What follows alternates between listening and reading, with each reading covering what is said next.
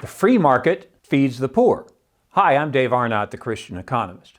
I'm a great admirer of Father Robert Sirico. He founded the Acton Institute in Grand Rapids, Michigan. The Acton Institute has produced some of the best work on Christian economics. I've read many of their books, shown their videos in my classes, and attended the Acton Institute Forum. Perhaps most importantly, there are multiple citations in my book, Biblical Economic Policy, from Father Robert Sirico's very good book, Defending the Free Market. But today, my respect has increased even greater. An article in Fox News recently announces, Reverend Robert Sirico says Pope Francis makes an enemy of the poor's best friend, the free market. In the article, Father Sirico asks, without a market, how do we feed anyone? Okay, it's one thing for a loudmouth Protestant like me to take on the Pope, but it takes an extra measure of character for a Catholic priest to contradict his own Pope. Matter of fact, Lord Acton did it in the act that made him famous. He stated, power corrupts, and absolute power corrupts absolutely. He said that about the Pope. I recommend the book by Gertrude Himmelfarb about Lord Acton. So, is Father Sirico the next Lord Acton? He has the strength of character to be. If you love your neighbor. See, Love Your Neighbor is the title of my podcast number 18. The Pope denounced the cold logic of the market. Will the Pope refuse donations that were earned in that market? They are from this very same cold logic of the market, as the Pope calls it. Cold? What's cold about supplying the demands of your neighbors? In economics, we call it consumer surplus. And here's how it works. A poor person shops at Walmart and puts some things in their basket. When she gets to the checkout counter, those items are run over the scanner.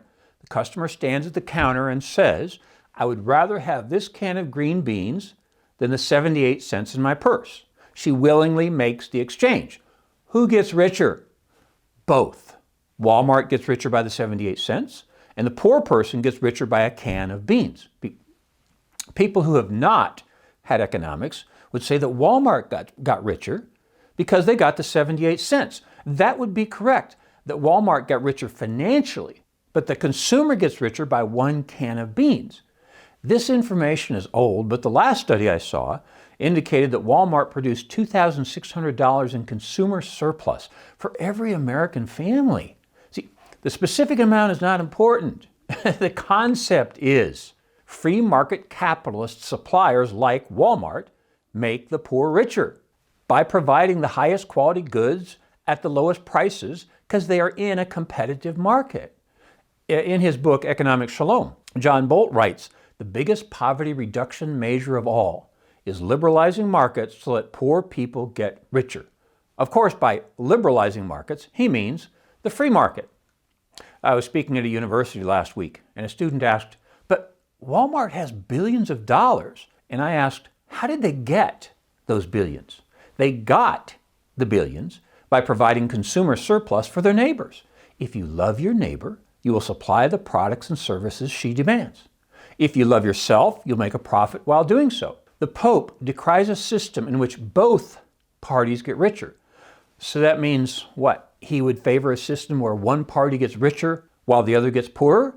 That's socialism, by the way. Socialism is cold because it is based on the exercise of power. Free market capitalism is warm because the supplier has to satisfy the demander before he gets satisfied.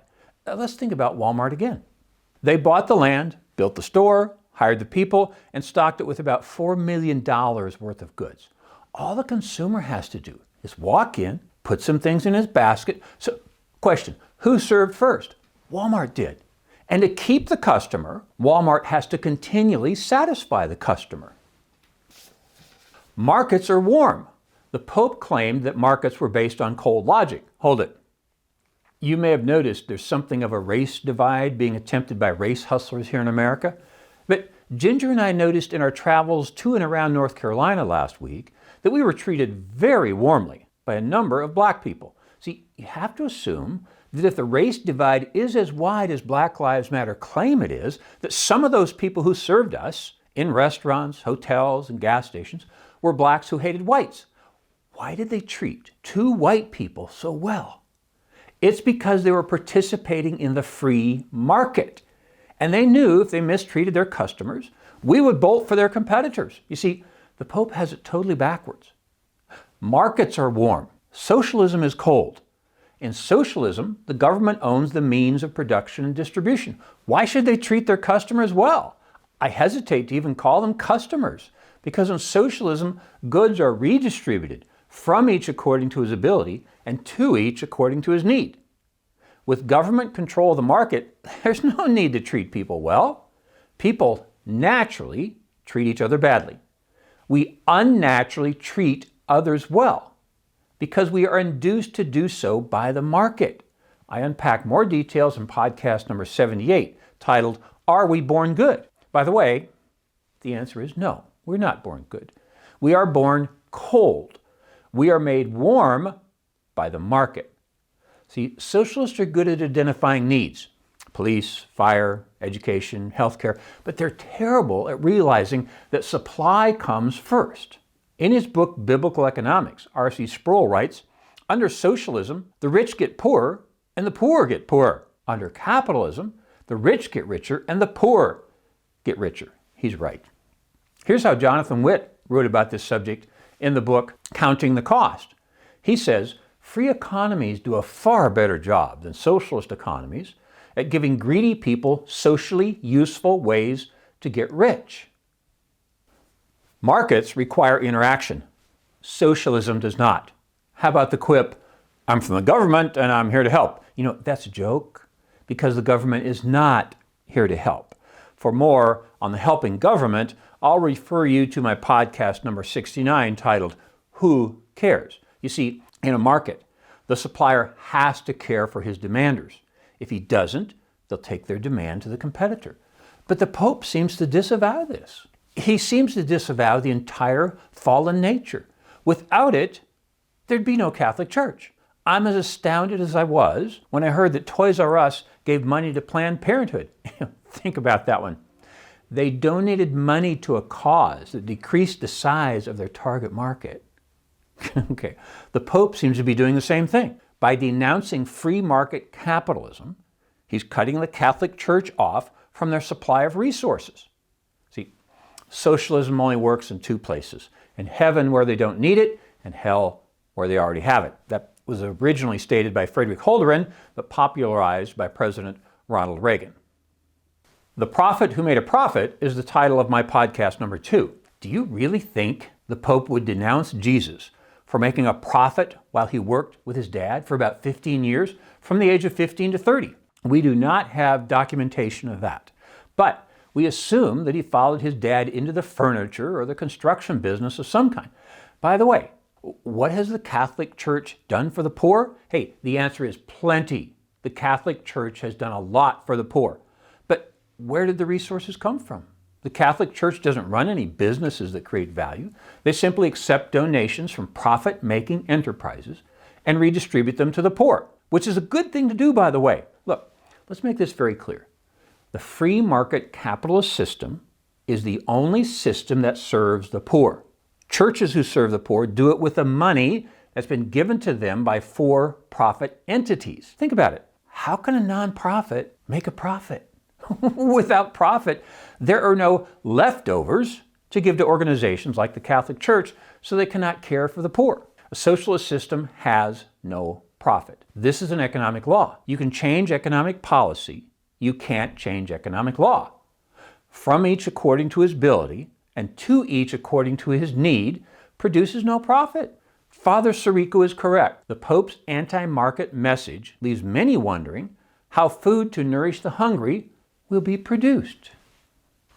Without profits, you can't give. Anne Bradley and Art Lindsley, writing in the book For the Least of These, call profits leftovers. You may have heard me say that term just a moment ago. You have to have something left over after paying operational cost so you can have profit. Without profit, you can't give. The Pope supports socialism, whose bumper sticker philosophy is from each according to his ability, to each according to his need. If you only receive what you need, how can you give? We are commanded to give, but if you're only supplied what you need, where's the leftover that you give away? Let's go back to Father Sirico. As he writes, the Pope's words decry the very market system that feeds more hungry people today than ever before in the history of the world. I support Father Sirico's assertion in podcast number 9, titled The Poor Will Not Always Be With You. Extreme poverty was reduced from 18.3% of the world's population to 8.6% just from 2010 to 2019. That's just astounding. And that miracle was accomplished by the very market that the Pope denounces. I firmly believe that we will have the ability to eliminate extreme poverty by 2030. And the only remaining vestiges will be out of our reach in places like Cuba and North Korea. The cold logic of the Vatican. I've been in the Vatican 3 times. You buy a ticket, show up at a specified time, go through the heavily guarded turnstile and the metal detector before you can enter the museum. The ticket to enter is €10. You get an extra audio guide for another 10. They attempt to route you through the gift shops where they practice the cold logic of the market. During my first visit, a guide showed me a door at the back of the Sistine Chapel that led to a narrow passage to a stairway that allowed me to skip the gift shops and go straight to St. Peter's Cathedral. So the Vatican practices the exact cold logic of the market that Pope Francis denounces. See, the same free market that Father Sirico correctly identifies as the system that feeds the poor, and it does it without power. Socialism uses power.